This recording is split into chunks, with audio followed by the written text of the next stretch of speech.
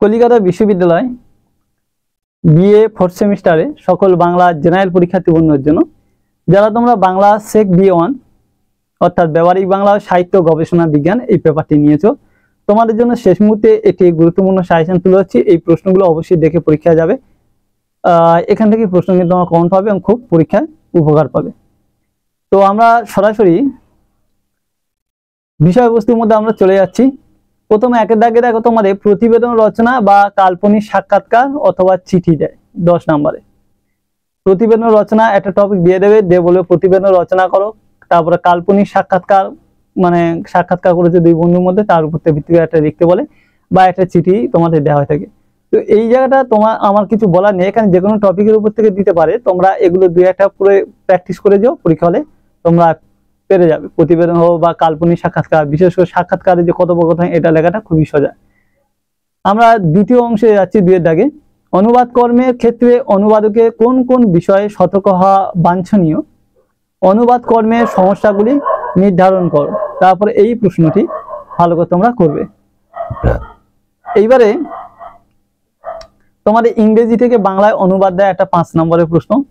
তো এটাও কিছু বলার নেই, যারা ইংরেজি যেমন জানবে ভালো তারা বাংলা সেটা অনুবাদ করতে পারবে, এটা তোমরা দেখে নেবে। 4 দাগে সাহিত্য গবেষণার রীতি ও নির্মাণ পদ্ধতি বিষয়ে বিশদ আলোচনা করো।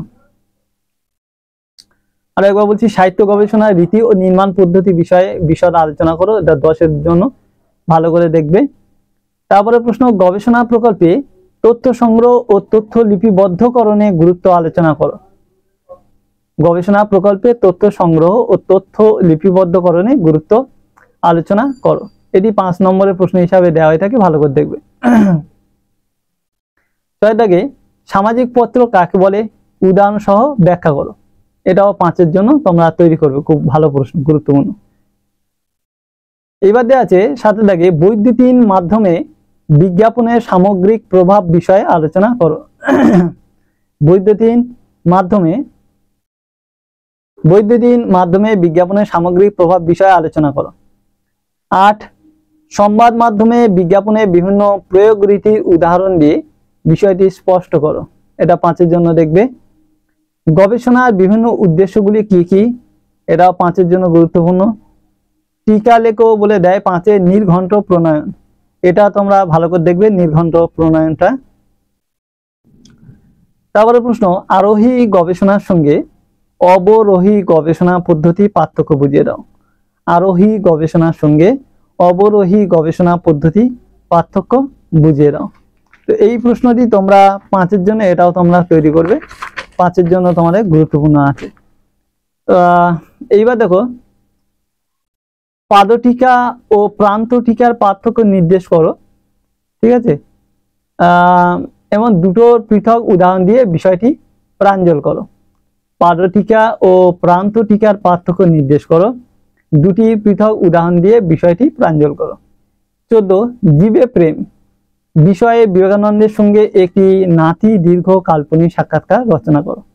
জীবে প্রেম বিষয়ে বিবেকানন্দের সঙ্গে একটি নাতি দীর্ঘ কাল্পনিক সাক্ষাৎকার রচনা করো। 15 দাগে গবেষণা রীতি ও নির্মাণ পদ্ধতি বিষয়ে সংক্ষেপে লেখো। গবেষণা রীতি ও নির্মাণ পদ্ধতি বিষয়ে সংক্ষেপে লেখো।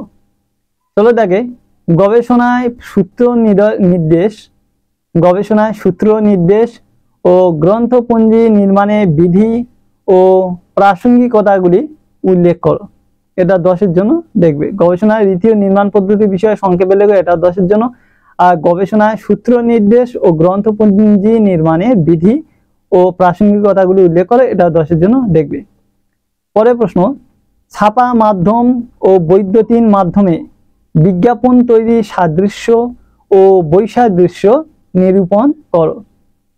এটা 10-এর জন্য তৈরি করবে। আর একবার বলছি, ছাপা মাধ্যম ও বৈদ্যুতিন মাধ্যমে বিজ্ঞাপন তৈরি সাদৃশ্য ও বৈসাদৃশ্য নিরূপণ করো। 18 দাগে ব্যক্তিগত পত্রের সঙ্গে প্রাতিষ্ঠানিক পত্রের পার্থক্যগুলি উল্লেখ করো। এটা 5-এর জন্য দেখবে। 19 দাগে সংবাদপত্রে প্রতিবেদন রচনা নিয়মাবলী সম্পর্কে আলোচনা করো। এটা 5-এর জন্য তৈরি করবে। 20 দাগে বিজ্ঞাপন রচনার ভাষা সম্পর্কে তোমার মতামত লেখো, এটা 5 জন্য দেখবে। 21 দাগে আছে তোমাদের আক্ষরিক অনুবাদ ও ভাবানুবাদের সাদৃশ্য ও বৈসাদৃশ্যগুলি লেখো। আক্ষরিক অনুবাদ ও ভাবানুবাদের সাদৃশ্য ও বৈসাদৃশ্যগুলি লেখো, এটা 5 জন্য দেখবে। 22 দাগে ছাপার মাধ্যমে বিজ্ঞাপন রচনা সুবিধা ও অসুবিধাগুলি লেখো। ছাপা মাধ্যমে বিজ্ঞাপন রচনা সুবিধা ও অসুবিধাগুলি লেখো, এটা 5 জন্য দেখবে। তারপরে প্রশ্ন, কপিরাইট আইনের সংক্ষিপ্ত পরিচয় দাও, এটা 5 জন্য তৈরি করবে। কপিরাইট আইনে সংক্ষিপ্ত পরিচয় দাও। তারপরে আছে সাহিত্য গবেষণায় তথ্য সংগ্রহের জন্য ক্ষেত্র সমীক্ষার গুরুত্ব সম্পর্কে লেখো, এটাও তোমাদের 5 জন্য তৈরি করবে। এবার আছে দেখো নির্ঘণ্ট কি, নির্ঘণ্টের বিন্যাস কত রকমের হয় সেগুলি পরিচয় দাও, এটা 10 জন্য দেখবে। তারপর আছে গবেষণার রীতি ও নির্মাণ পদ্ধতি বিষয়ে সংক্ষেপে আলোচনা করো, তারপর এটি দেখবে। একজন বিজ্ঞাপন রচনাকারীকে যে কোনো মাধ্যমে বিজ্ঞাপন রচনার সময়ে কোন কোন দিকে জোর দিতে হয়, তারপরে এই প্রশ্নটি দেখবে। টিকা কিছু দেয়, ভাবানুবাদ টিকাটা দেখবে, গ্রন্থপঞ্জি টিকাটা দেখবে। তারপরে নেক্সট কোশ্চেন, ব্যক্তিগত পত্র কাকে বলে, এই ধরনের পত্রের বৈশিষ্ট্যগুলি উদাহরণ সহ বুঝিয়ে দাও। ব্যক্তিগত পত্র কাকে বলে, এই ধরনের পত্রের বৈশিষ্ট্যগুলি উদাহরণ সহ বুঝিয়ে দাও। তারপরে এটি দেখবে। কপিরাইট আইন কি, এই আইনের বিভিন্ন ধারাগুলি সংক্ষিপ্ত পরিচয় দাও, তারপরে এটি দেখবে। একটি গবেষণা কর্মে পরম্পরা সূত্রে সংগঠিত বিভিন্ন পর্যায়গুলি সংক্ষেপে পরিচয় দাও, তারপরে এই প্রশ্নটি দেখবে। এবার কিছু আলাদাভাবে 5 নম্বরে খুব গুরুত্বপূর্ণ টিকা দেয়, সেইগুলো বলছি একটু ভালো করে তোমরা খেয়াল করো। মানে টিকা আলাদাভাবে তোমাদের দেওয়া হয়ে থাকে, সেখানে খুব গুরুত্বপূর্ণ কিছু টিকা তোমাদেরকে দেওয়া হয়ে থাকে, সেইগুলো বলছি একটু ভালো করে এইগুলো কিন্তু করবে। প্রথম, সম্পাদকীয় প্রতিবেদন, এই টিকা দেখবে। তারপরে ইয়েলো জার্নালিজম মানে হলুদ সাংবাদিকতা, এই টিকাটা ভালো করে দেখবে। তারপরে প্রাতিষ্ঠানিক পত্র, এই প্রশ্নটি ভালো করে দেখবে। তারপরে আছে চিঠির গুরুত্ব, এই টিকাটা দেখবে। তারপরে বাণিজ্যিক বিজ্ঞাপন, এই প্রশ্নটি দেখবে।